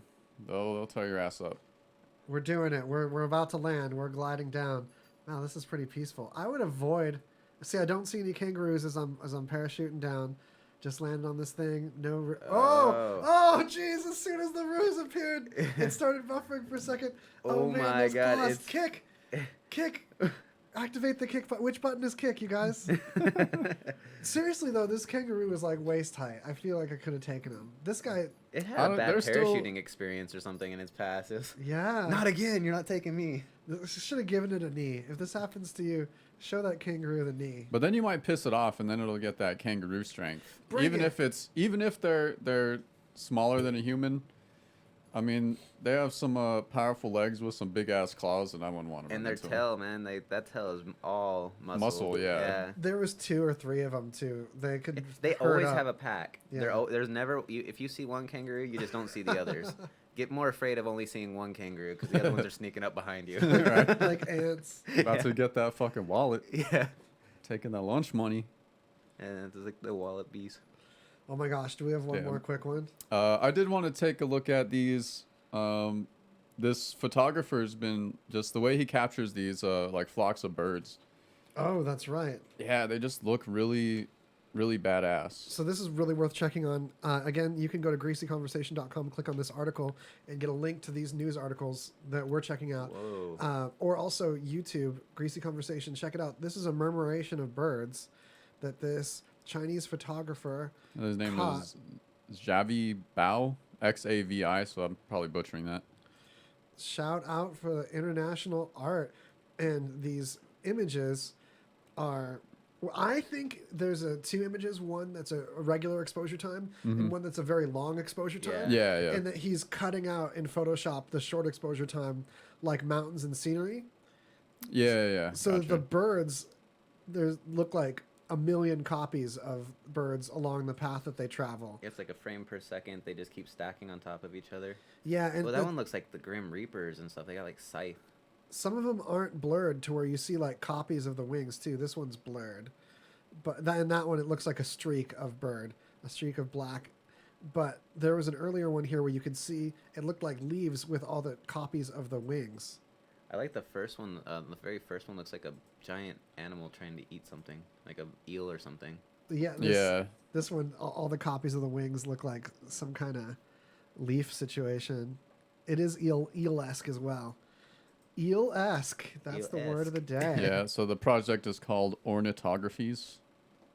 It's pretty clever there. So I think that might be the final takeaway before we. Yeah. Leave you on some art tip. Yeah, once again, this has been Greasy Conversation. No one in your family or your close personal friends understands you the way that we do.